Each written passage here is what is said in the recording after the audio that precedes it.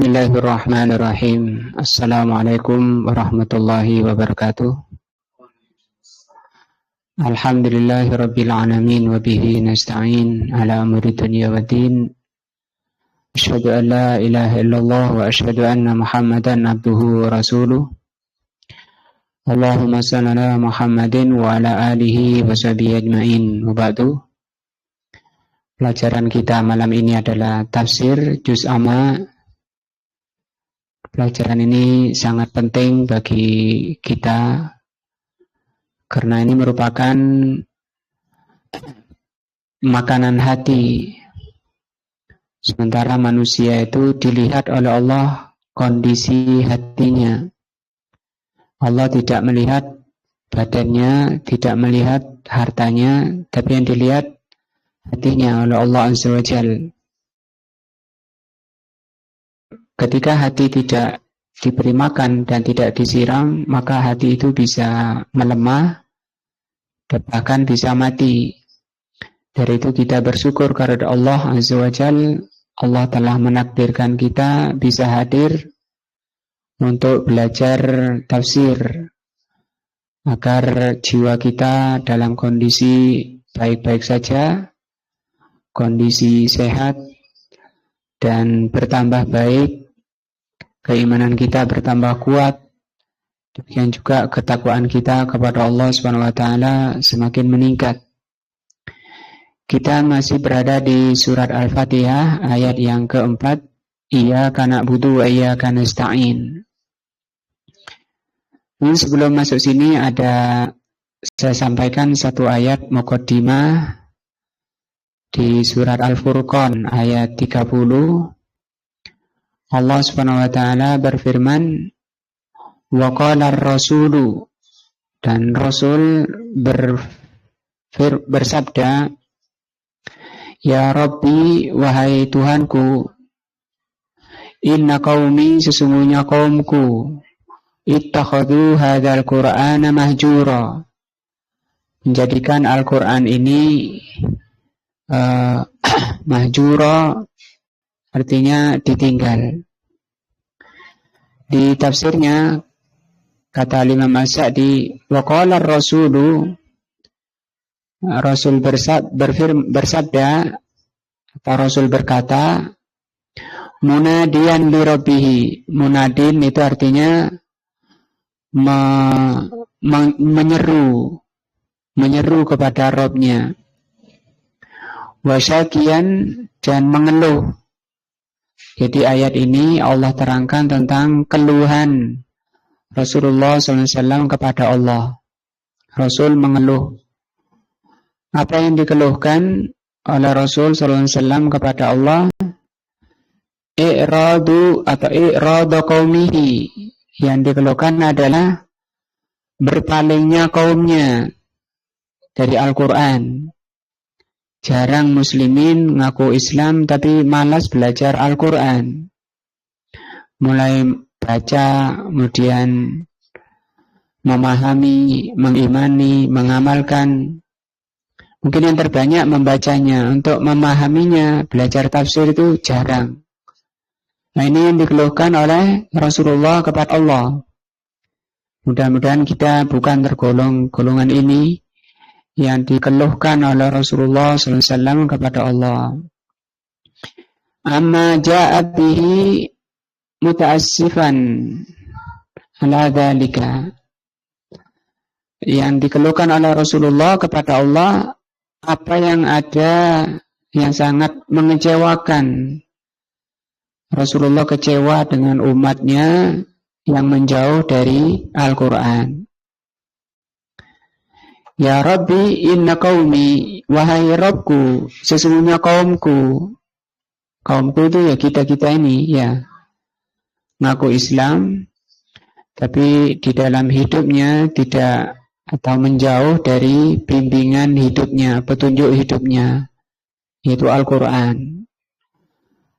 Alladzi arsaltani lihidayatihim, yang engkau telah mengutus aku untuk menunjuki mereka, menunjuki kaumku. Wa tablighihim, dan untuk menyampaikan ajaran engkau yaitu Al-Quran kepada kaumku. Malah kaumku itu kata Allah, ittakhadhu hadzal Qur'ana mahjura.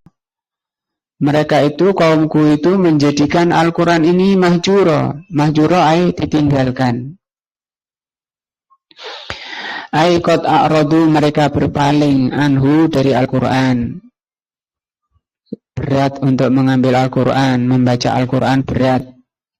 Apalagi zaman sekarang malah lebih ringan kalau pegang HP ya.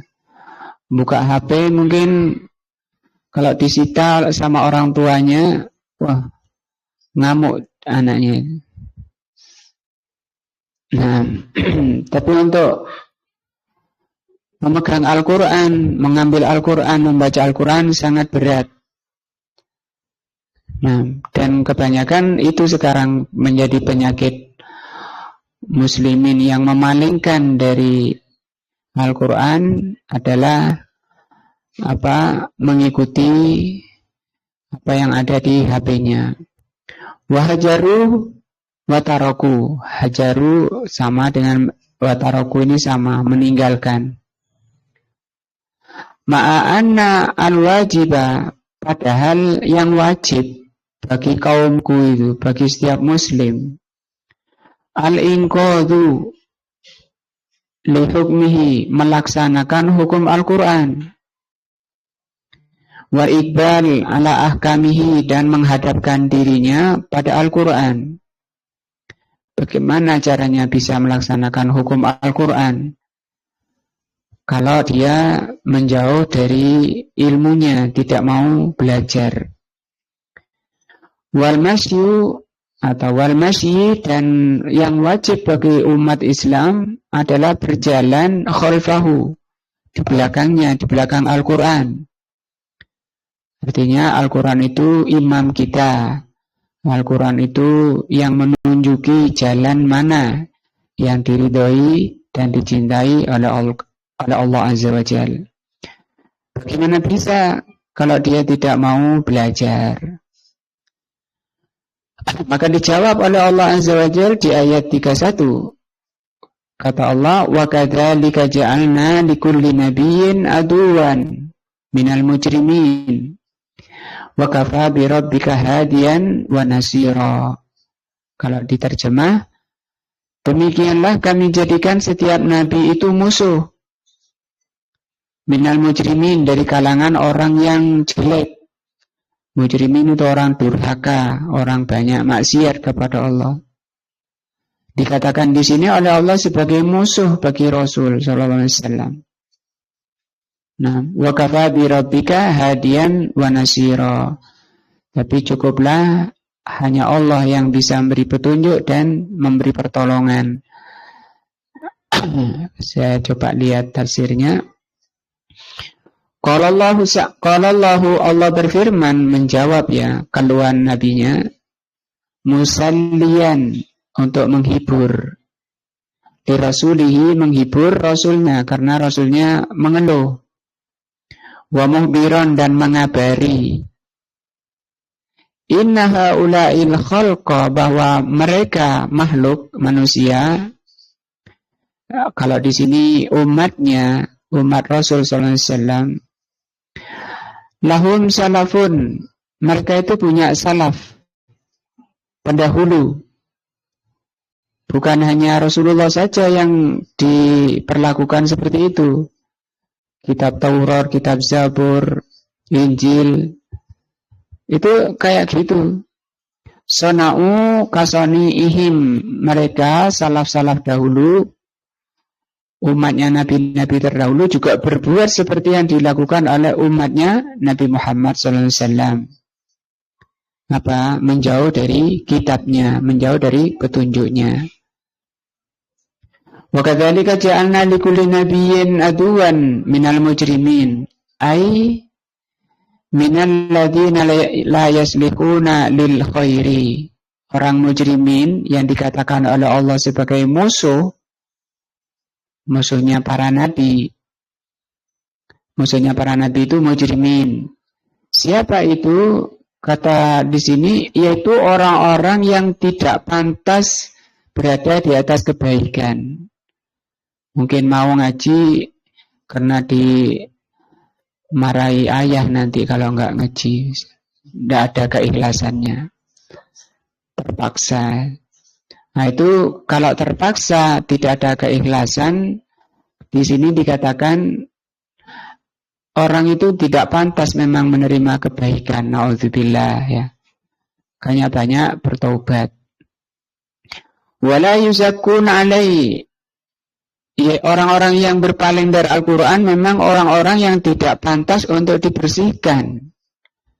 Dan bahaya kalau kita menghadap Allah nanti kondisi kotor, masih banyak titik-titik noda-noda dosa dan maksiat, durhaka kepada Allah, tidak boleh masuk surga sampai dia dibersihkan dulu. Di mana? Di neraka, melayangnya saja 70 tahun. Nah, maka kita harus berusaha ngaji itu juga dalam rangka membersihkan jiwa, membersihkan hati dari kotoran-kotorannya. Allah berfirman, "Yauma la yanfa'u malun wala banun illa man atallaha biqalbin salim." Tidak ada manfaat harta dan anak-anak nanti ketika menghadap Allah, kecuali yang datang kepada Allah dengan hati yang bersih. Maka ngaji itu dalam rangka ini pembersihan. Jangan nunggu disuruh. Nah, yu'aridunahum, mereka menolak atau berpaling, wa yarudduna alaihim, mereka menentang, wa yajadilunahum, mereka ngeyel, bil batil, dengan cara batil, banyak alasan. Nah, mimba di fawaidi dzalika, di antara manfaat ayat ini atau kandungan ayat ini, an ya'luwal haqqu 'alal batil, supaya diketahui ketinggian kebenaran, bahwa orang baik itu memang baik, gak seperti orang batil, orang jelek. Siapa pengikut kebenaran, siapa orang yang condong, orang yang interest, orang yang semangat untuk mengerti kebenaran. Wa an yatabayyana al-haqqu wa yattatihu ittidahan 'aziman. Dengan itu nanti oleh Allah dibedakan siapa orang yang mengerti kebenaran, siapa orang yang mengikuti kebenaran. Ibadahnya Masya Allah, akhlaknya Masya Allah, karimah, ibadahnya penuh semangat, lisannya Masya Allah, yang keluar dari lisannya madu. Nah, buah-buah dari orang-orang yang hatinya bersih. Dari mana bersihnya? Karena belajar Al-Quran.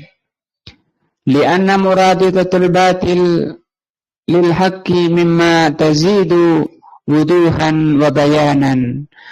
Karena ketika dipertentangkan pengikut kebenaran dan pengikut kebatilan, itu semakin nampak siapa orang yang berada di kebenaran dan siapa orang yang berada di atas kebatilan. Nah.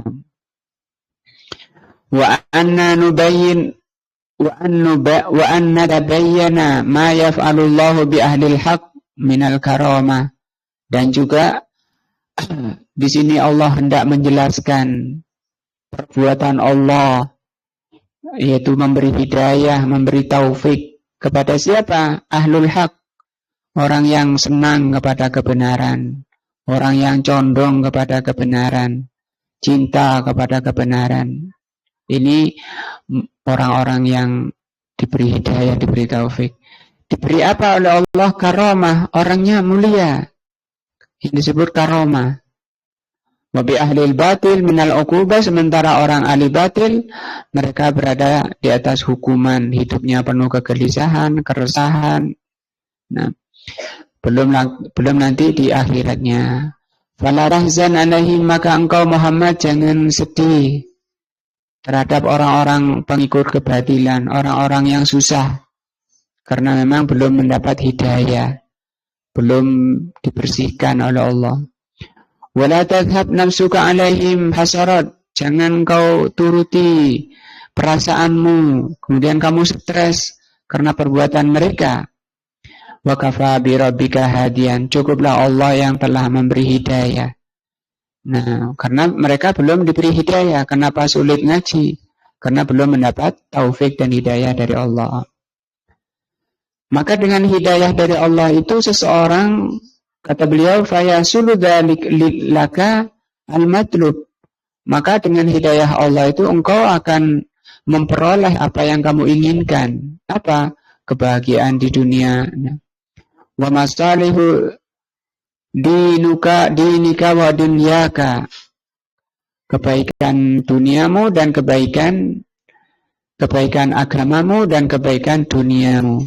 Kebaikan akhiratmu dan kebaikan duniamu. Itu diperoleh dengan hidayah dari Allah. Wa nasiran, dan Allah yang bisa menolong. Allah akan menolong musuh-musuhnya. Orang-orang yang durhaka tadi itu dikatakan musuh Allah. Wa yadfa'u anka kulla makruh. Allah akan membela kamu, melindungi kamu dari segala yang tidak disukai. Fi amriddin wa dunya. Baik perkara agama maupun perkara dunia, Allah akan lindungi orang-orang yang dekat kepada Allah. Maka belajar Al-Quran ini adalah usaha, upaya agar kita dekat kepada Allah, selalu diberi hidayah dan selalu ditolong oleh Allah dalam perkara agama maupun perkara dunia. Faktafa bihi wa tawakkal alaih. Maka cukuplah Allah sebagai penolongnya. Nah, ini muqaddimah surat Al-Furqan ayat 30-31. Allah terangkan keluhan nabinya atas banyaknya umat Islam yang menjauh dari petunjuknya Al-Quran. Maka kita jangan termasuk golongan itu. Kita serius belajar tafsir. Kita sampai ayat yang keempat surat Al-Fatihah, yaitu firman Allah, Iyyaka na'budu wa iyyaka nasta'in. Hanya kepadamu kami beribadah dan hanya kepadamu kami mohon pertolongan. Iyyaka ini ya, maf'ulun bihi, itu objek. Mestinya susunan aslinya begini, na'budu iyyaka wa nasta'inu iyyaka. Aslinya seperti itu. Berarti di sini yang mestinya di belakang dikedepankan. Kata beliau di sini objek yang didahulukan. Maf'ulun bihi muqaddamun. Nah, hanya kami beribadah hanya kepadamu, mestinya gitu, ya.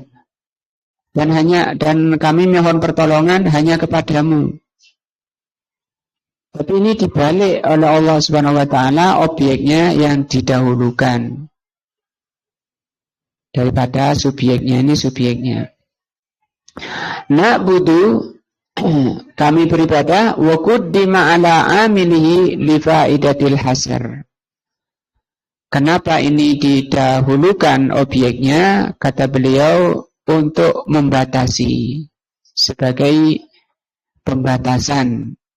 Bahasa Arabnya di sini kata beliau li ifadatil hasr, untuk pembatasan. Famaknahu, maka maknanya la na'budu, kami tidak beribadah illa iyak, kecuali kepadamu. Nah, wa kana munfasilan lit ta'adzuril wasli hina idzin, dan tidak digandeng.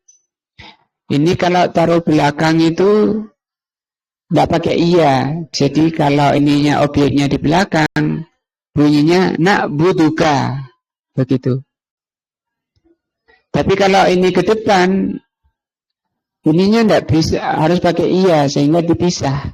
Ini namanya munfasil, dipisah. Nah, nggak bisa gandeng.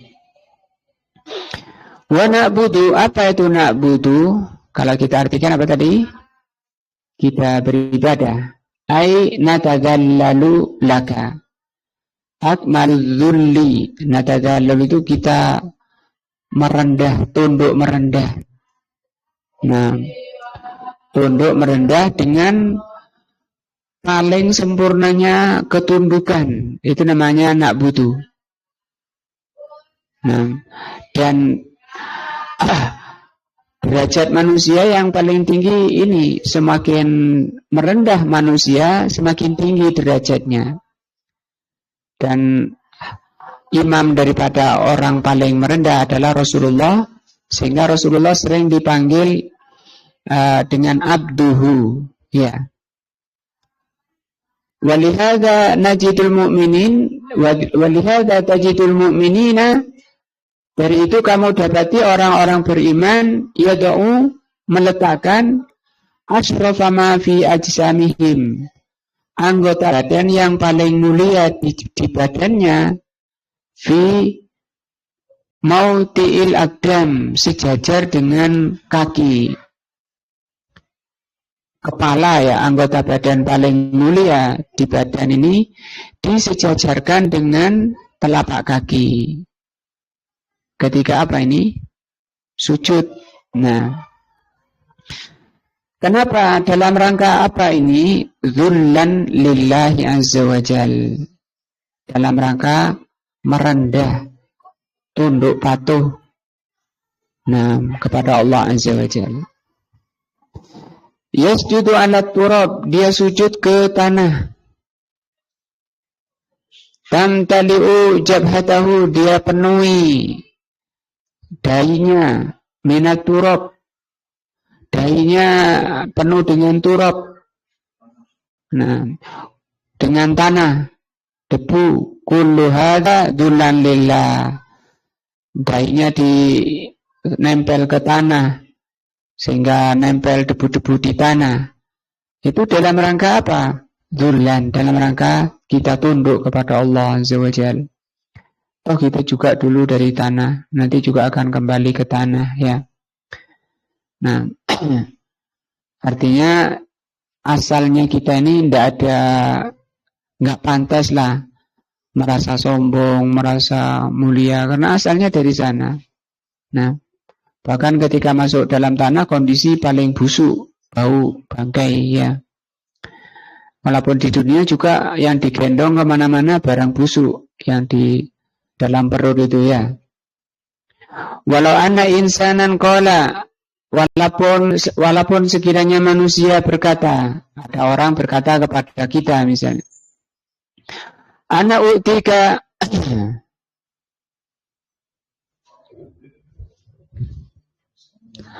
di setting ulang nggak bisa, Iwan. Oh, ada anunya, ya, ada filenya sendiri.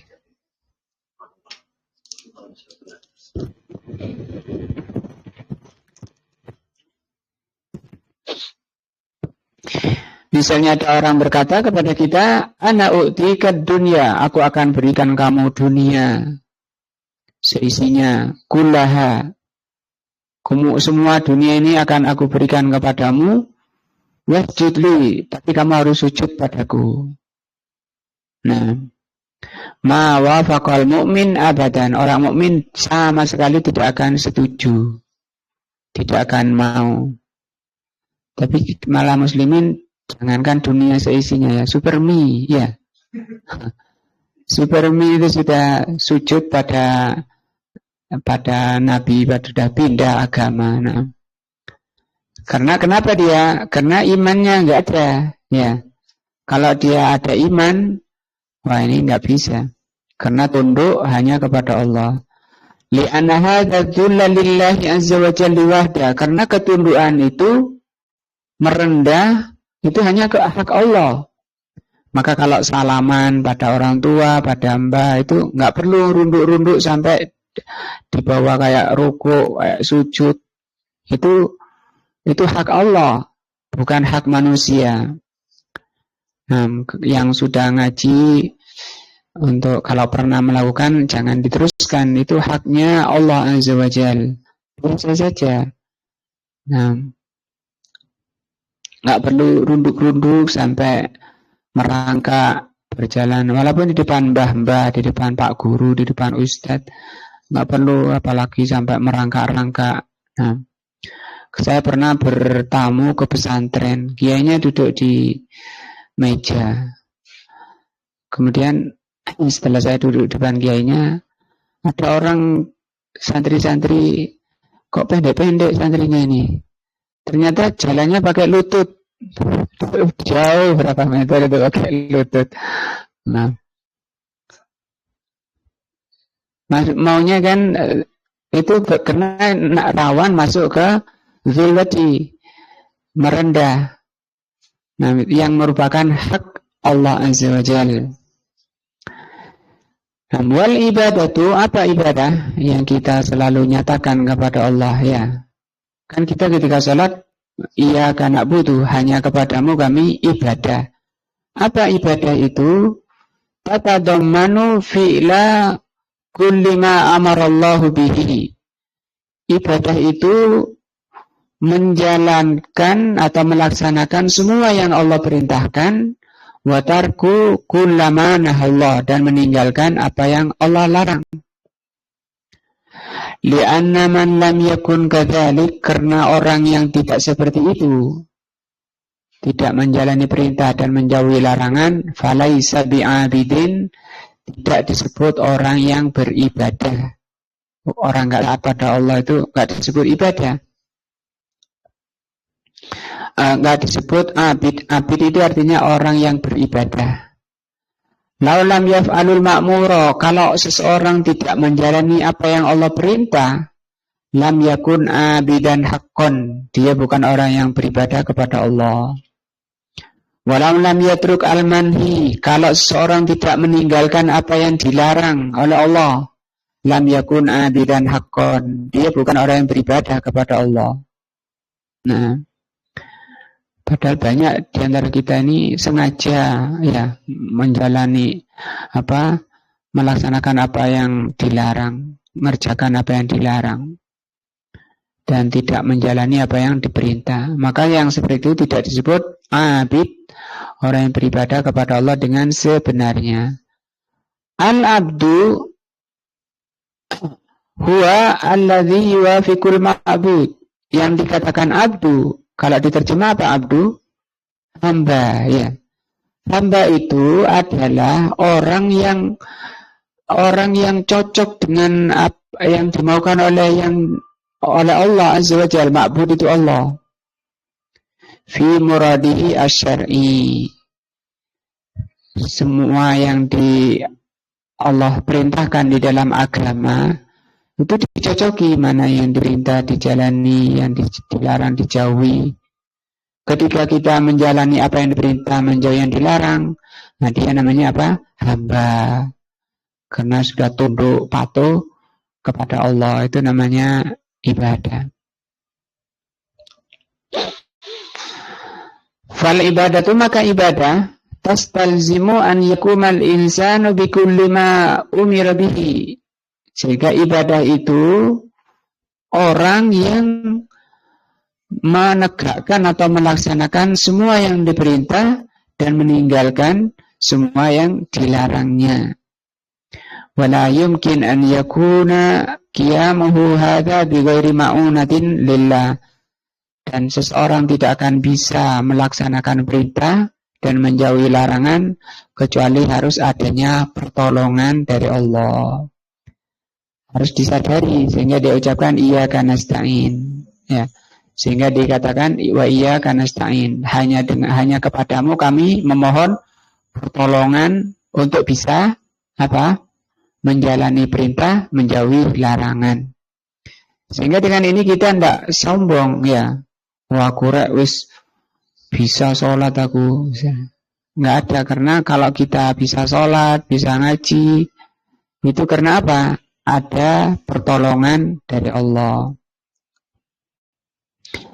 Aila nasta'inu illa iyyaka 'alal ibadah. Kami tidak memohon pertolongan kecuali kepadamu untuk bisa melaksanakan ibadah. Wa ghairiha, dan selainnya.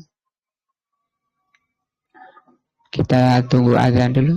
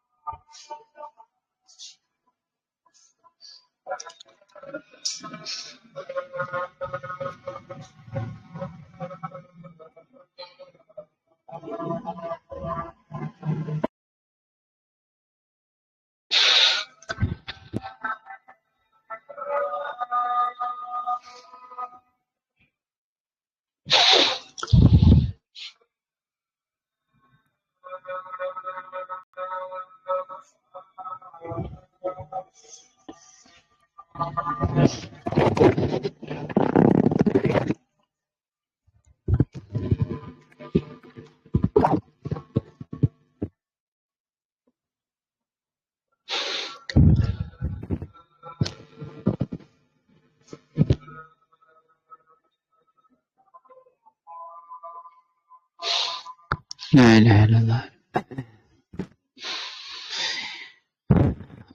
Wal isti'anah itu memohon, di sini diartikan isti'anah potongan ayat ya, iya kan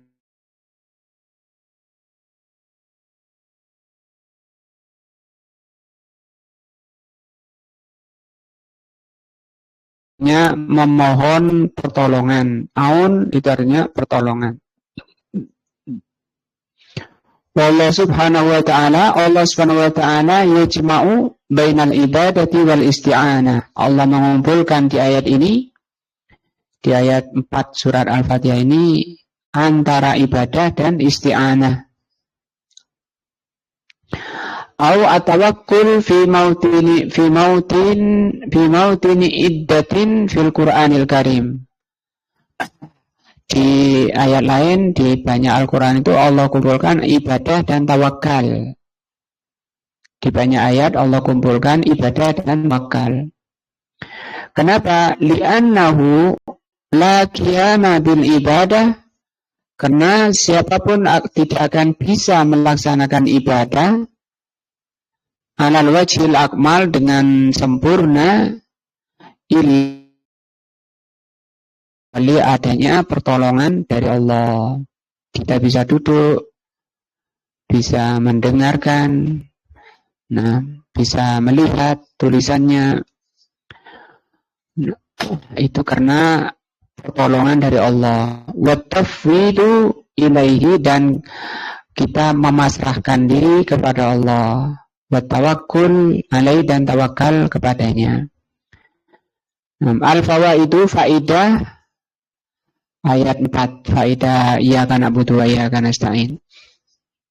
Min fawaidil ayat, di antara faidah ayat ini, ikhlasul ibadati lillah. Ayat ini menerangkan wajibnya ikhlas di dalam beribadah hanya untuk ingin mendapati ridho Allah, ingin mendapatkan ridho Allah.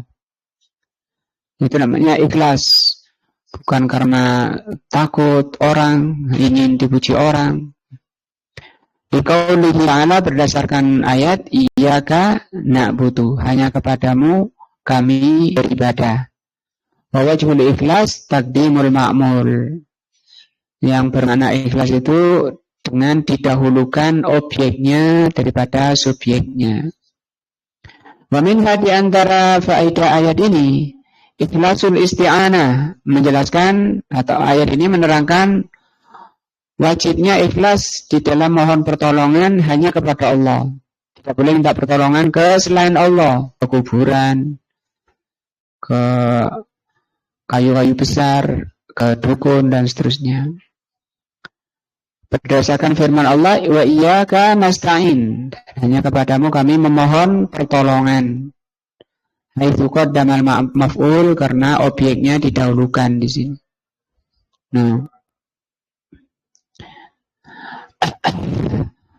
Fa in qala qailun, kalau ada orang bertanya, kaifa yuqal ikhlasul, bagaimana kalau dikatakan isti'anah itu harus hanya kepada Allah saja.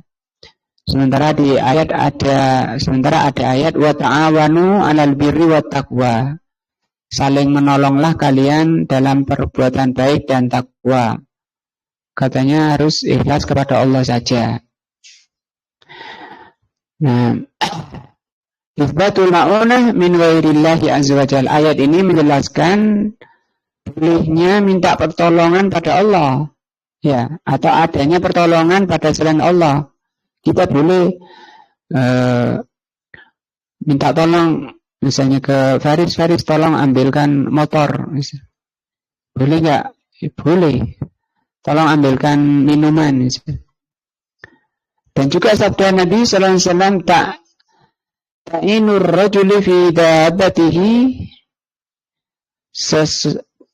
seseorang menolong saudaranya di kendaraannya, baik itu mungkin karena gemuk nggak bisa naik kendaraannya, dibantu naik, atau menaikkan barang ke kendaraannya, fatahmiluhu 'alaiha, sehingga dia bisa naik atau barangnya bisa dimuat, autur fa'ulahu, atau diangkatkan ke kendaraannya, mata'uhu, kata Rasul apa? Sedekah. Bantu naikkan barang ke kendaraan itu masuk sedekah. Nah, ini kan berarti boleh ya, menolong. Fal jawab, maka jawabnya al isti'anatu nau'an. Isti'anah itu ada dua. Isti'anatu tafwid. Yang pertama disebut isti'anatu tafwid. Tafwid itu penyerahan. Nah, maknanya apa? Annaka ta'tamidu 'ala Allah azza wa jal. Yang dimaksud penyerahan, memohon pertolongan tafwid, engkau bersandar hatinya kepada Allah azza wa jal. Nah, misalnya tolong pegangkan uang ini 1 juta Faris dari milik ayah. Pegangkan uang ini, jangan dipakai. Nah,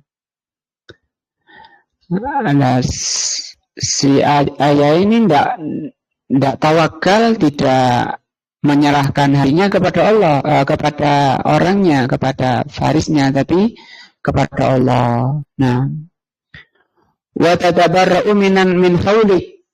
Yang kedua, engkau berlepas diri dari dayamu, kemampuan, wakuwatika, dan kekuatanmu. Nah, itu yang dimaksud. Wa hadza khasun billah, yang demikian ini khusus kepada Allah. Khusus kepada Allah. Jadi engkau, yang pertama disebut memohon pertolongan tafwid. Yang disebut tafwid tadi memasrahkan hatinya kepada Allah, tidak, dan juga berlepas diri dari kedayamu dan kekuatanmu. Ini khusus kepada Allah. Wasti'anatu bimana al-musyarakah. Yang kedua, isti'anah maknanya musyarakah. Musyarakah itu usung bareng, misalnya ke barang berat, misalnya meja berat diusung bareng. Nah, itu namanya memohon, ayo ini mau pindah nih mejanya, kamu ujung sana, saya ujung sini. Loh, nggak boleh minta pertolongan pada selain Allah, nggak boleh. Nah, itu salah ya, seperti itu. Berarti dia tidak belajar. Boleh, isti'anah itu ada dua ya. Ada isti'anah tafwid dan isti'anah musyarakah. Fima turidu an taquma bihi, untuk bisa melaksanakan apa yang mau dikerjakan. Hadza jaizatun, ini boleh. Kapan boleh? Idza kana al-musta'anu bihi hayyan, tapi yang dimintai tolong harus hidup. Nah, enggak boleh kalau datang ke orang mati, datang ke kuburan, tolong rezeki toko saya dilariskan, anak saya diluluskan. Itu datang ke orang mati, tidak boleh, itu syirik ya, bisa keluar dari Islam. Yang kedua, qadiron, syaratnya yang dimintai tolong harus mampu. Nah, minta tolong ke bayi yang belum bisa berdiri, itu nggak boleh. Alal i'anati untuk bisa menolong. Ini syaratnya ya. Apa? Tiga sebenarnya. Yang pertama hidup, yang kedua mampu, yang ketiga hadir. Hadir itu ada orangnya. Tidak, misalnya ada mampu tapi jauh di luar negeri, dipanggil-panggil padahal minta dikeluarkan dari masalah yang melilitnya, dipanggil namanya Husain, ya Husain, tolong aku ya Husain. Itu ya Hasan, tolong aku ya Hasan, saya ada problema. Itu enggak boleh. Kenapa? Karena tidak hadir. Jadi syaratnya yang dimintai tolong harus tiga. Satu hidup, dua mampu, tiga hadir. Nah, hadir kalau tidak mampu juga nggak bisa. Misalnya ada orang gak bisa renang ya. Kita mau tenggelam ini, ada orang duduk di pinggir pantai, tapi dia nggak bisa renang. Pak, tolong. Gimana? Ya nggak bisa, dia nggak bisa, nanti mati semua dua-dua. Kenapa? Li'annahu laisa ibadah, yang demikian bukan ibadah, namanya musyarakah. Walihada qala Allah Ta'ala, dari itu Allah mengatakan wa ta'awanu 'alal birri wat taqwa. Nah, fa in qala qailun, kalau ditanya apakah wahal isti'anatu bil makhluk jaizatun fi jami'il ahwal, apakah minta pertolongan pada makhluk, pada selain Allah itu boleh dalam segala keadaan? Fal jawabu la, tidak boleh. Nah, al-isti'anatu bil makhluk, isti'anah kepada makhluk, innama tajuzu, boleh, haitsu kana al-musta'an bihi qadiran 'alaiha. Syaratnya tadi yang diminta pertolongan harus mampu. Wa amma idza lam yakun qadiran, kalau yang dimintai tolong tidak mampu, fa innahu la yajuzu an tasta'ina bihi, itu enggak boleh. Kama law ista'ana bi sahibi qabrin, seperti orang minta tolong pada penghuni kubur, fa hadza haramun, ini haram. Bal syirkun akbar, bahkan syirik besar, bisa keluar dari Islam. Li'anna